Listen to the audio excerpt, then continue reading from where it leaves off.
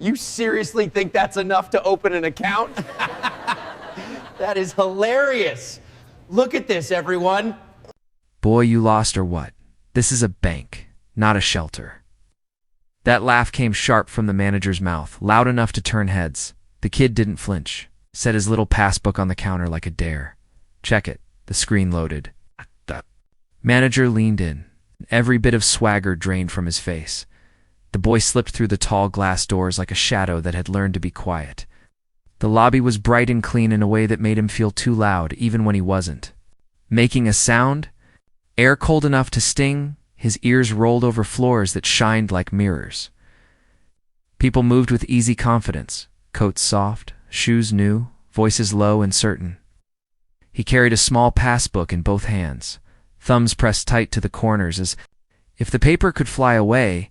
His name was Malik Turner. 12 years old, thin shoulders, eyes older than they should be. His shoes were worn out in a way you could hear just by looking. The soles were tired, the leather cracked, the laces frayed, like they had been tied and untied through 100 hard mornings. His shirt was clean but faded, pressed neat by a mother who believed respect starts at home, even when the world does not return it. Malik stood in line with his chin level and his heart fast. He did not come to ask for anything free. He came for a number, a simple number.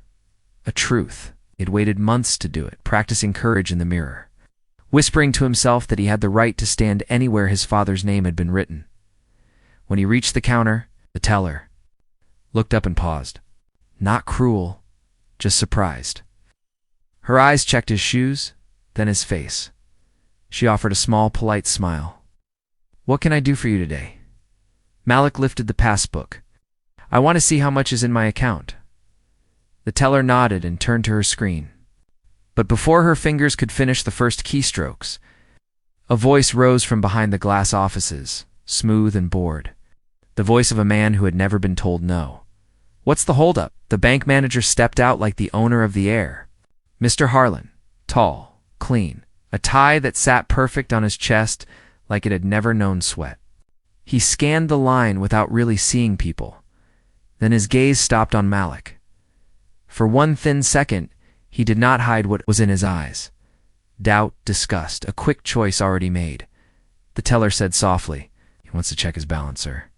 Mr. Harlan's mouth twisted into a grin. His laugh came quick and bright, like a coin tossed on a table. His balance. He looked Malik up and down, slow. "Kid, do you even have an account here?" The words were not shouted. They were worse. They were casual. Like the boy's existence in that space was a joke everyone should understand. A few people in line leaned back to watch. One woman let out a small breath of amusement. A man near the door smirked without thinking. The room did what rooms often do when power is rude. It stayed quiet. Malik felt heat rise in his face, but he did not step back. He'd seen this kind of smile before. The kind that says, "I already know your story." The kind that turns you into a lesson before you get to be a person. "Yes, sir. I have an account," Malik said. Mr. Harlan chuckled again. Louder, still smiling like it was harmless fun. "Most kids your age don't have enough to open a real account. Maybe you meant to go to the check place down the street." Malik's fingers tightened on the counter edge. He could feel every eye on him. He could hear the soft hum of machines, the tick of a wall clock, the tiny rustle of impatience from people who wanted him gone. He wanted to explain, to reach into his pocket and pull out proof, to protect the thing his father left him. But his mother had always said, "You do not owe your pain to anybody for them to treat you right." So Malik stayed still. The teller swallowed, embarrassed on his behalf, and turned back to her screen. "I will just pull it up, sir." Mr. Harlan waved his hand like he was swatting a fly. "Go on then, let's see." Malik watched her type. The keys clicked soft and fast. His heartbeat pushed against his ribs. He was not scared of the number. He was scared of what people do when they think they can shrink you for sport. He learned that fear early. Malik was 8 when his father died. It had been a normal morning, the kind that smells like oatmeal and soap in a small home trying its best. His father Leon kissed his forehead by the door, his work jacket rough against Malik's cheek. Leon promised, as he always did, that he would be home after school and they would go to the park. He had that kind of voice, warm and sure, the kind that makes a kid believe tomorrow is safe. Leon took 2 buses every day to a warehouse job that asked too much and paid too little. He came home exhausted, shoulders heavy, but his smile always. Found Malik first. That morning, the highway turned cruel. The truck swerved, metal folded in ways it should not. Leon's bus was caught in the wrong place and the wrong time. Malik's world cracked without warning. Renee, Malik's mother, got the call while folding laundry. She dropped to the floor, a sound coming out of her that Malik still hears. In his dreams, the days after were silent and sharp. Food stamps, late rent, nights so long they felt endless.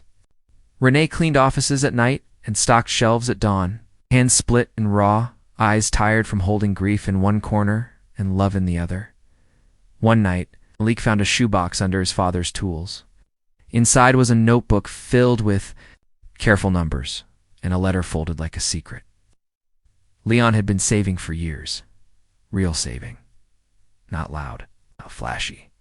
Quiet deposits from every paycheck, a life insurance plan he never talked about, a union fund set up for families who lost someone too soon.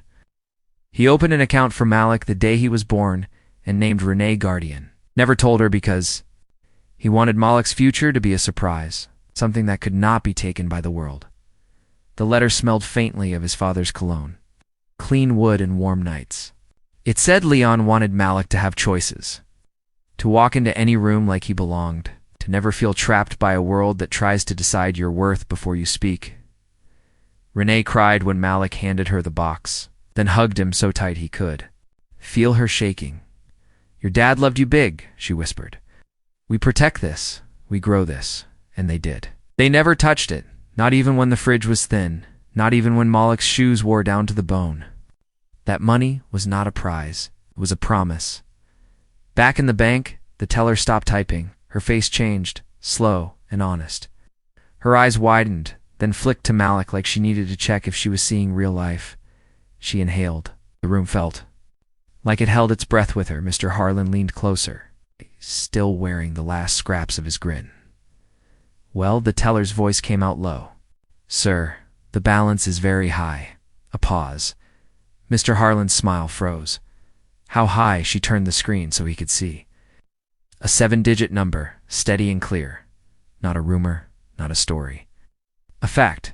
Mr. Harlan's mouth opened. Nothing came out. Color drained from his face, as if the script he lived by had just burned in his hands. The woman who had smirked looked down at her nails. The man by the door straightened, suddenly aware of his own silence.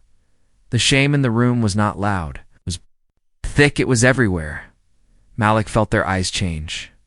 He felt the shift from mockery to surprise to something like respect, but he did not smile.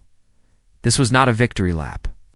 This was a moment about his father, about his mother, about every day he walked through a world that guessed wrong about him. Mr. Harlan cleared his throat. His voice came smaller now. "Malik, I apologize if I was." Malik looked at him, calm and steady. "My father opened this for me. He wanted me to have a future." Simple words. Heavy truth. Mr. Harlan swallowed eyes. Dropping to the counter, "Of course, that is admirable." The teller handed Malik the passbook back with both hands, as if it carried more than money. Malik tucked it to his chest. As he turned to leave, an older man near the door spoke quietly, but the whole room heard it. "Father's love shows. Don't let anyone make you feel small." Malik nodded. He walked out without rushing. His worn-out shoes still scuffed the floor, still thin in the sole, still honest. But his steps carried something new, not pride in the number, but peace in the truth. Outside, the cold air hit his face and woke his lungs. The sun sat low, warm and gentle. Malik closed his eyes for a second and imagined his father's hand. On his shoulder, he could almost hear Leon's voice, steady as ever, telling him what the world had tried to forget. "Walk in like you belong, son. You always did. Some balances live on screens. Others live in the way a boy stands straight while people laugh, in the way a mother presses a faded shirt with love, in the way a father keeps saving even when life is hard. Malik came to the bank for a number, but he left with something bigger. Respect is not earned by what you have. It should be given because you are human. Sometimes the quietest person in the room is carrying the loudest story. If this story stayed with you, comment where you are watching from. The most. Subscribe for more stories that remind us how much silent strength lives around us every day.